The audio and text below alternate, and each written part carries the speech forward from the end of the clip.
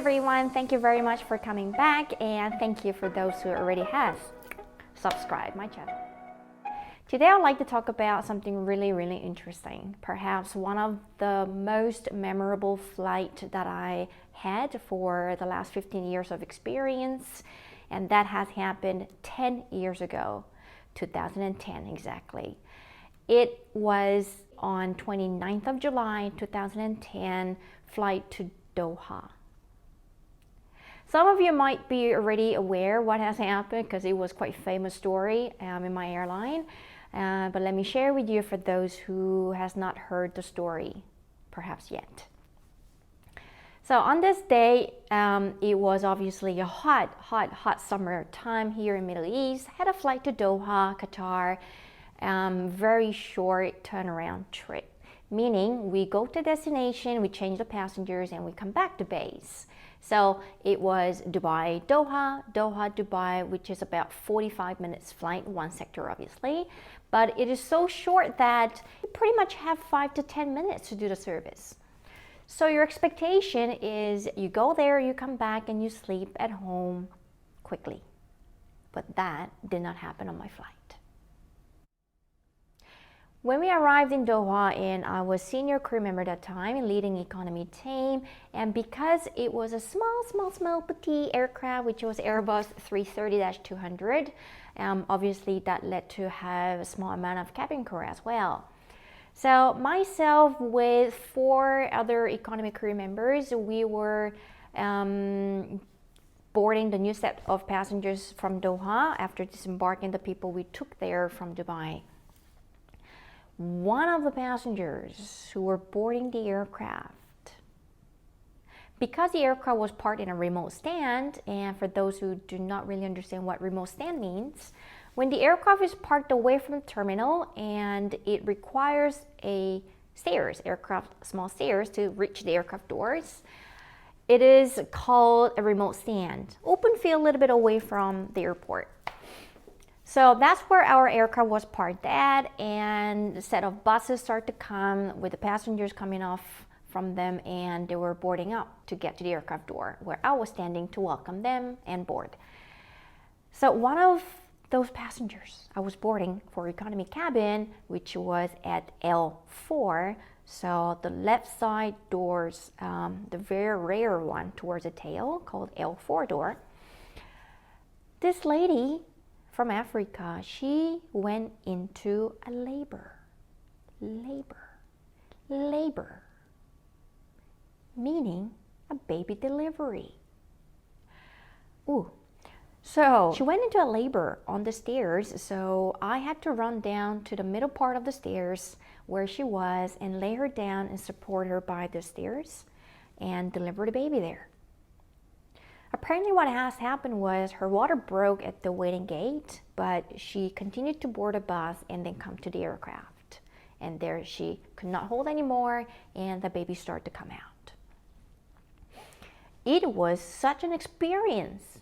Though as a cabin crew, you do get a set of training how to deliver baby, but of course that is based on delivering the baby in flight. So where you do have a time where the mother actually starts going into a preparation of delivery, it can take quite amount of time, perhaps into a few hours, right? So we're trained to sanitize equipment, boil water, and etc., but that was not for me.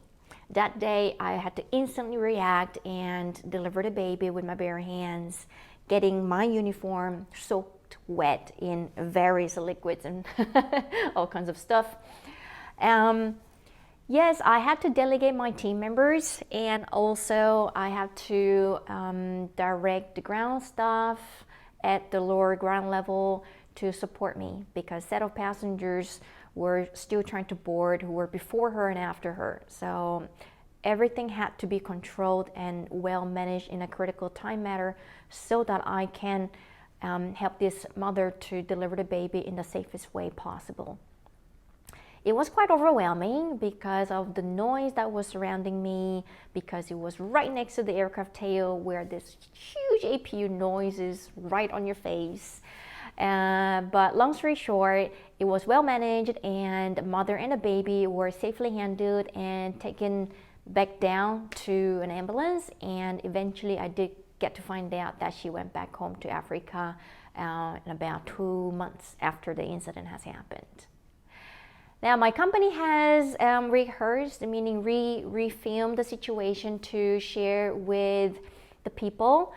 So I'm going to put it up right after this video, so please do stay and watch it. And I would like to take this moment to thank and appreciate all those cabin crews still flying out there. And please do remember that passengers' lives are depending on your hands. Emirates cabin crew are used to welcoming new passengers on board.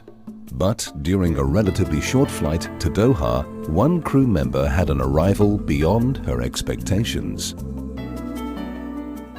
On the 29th of July 2010, boarding was in progress for flight EK848 at Doha Airport when suddenly a pregnant customer went into labor on the aircraft stairs.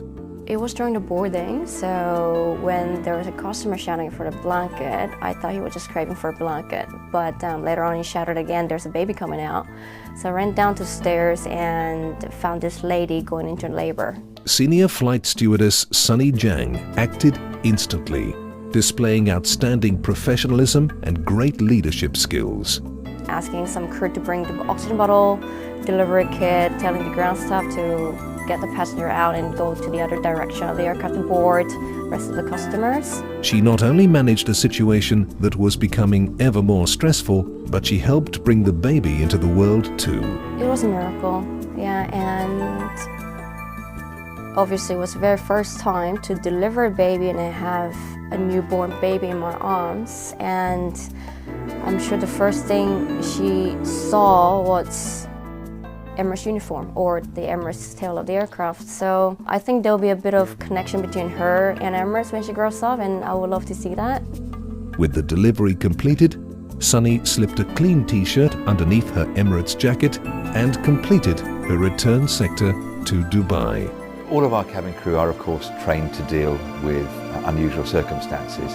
In this case, however, it was exceptional, and the way in which Sunny reacted in a selfless, calm and completely professional manner is outstanding. Sunny's actions were appreciated by the entire crew, passengers and ground staff, and earned her a gold Najm. Today, she receives the Najm Chairman's Award.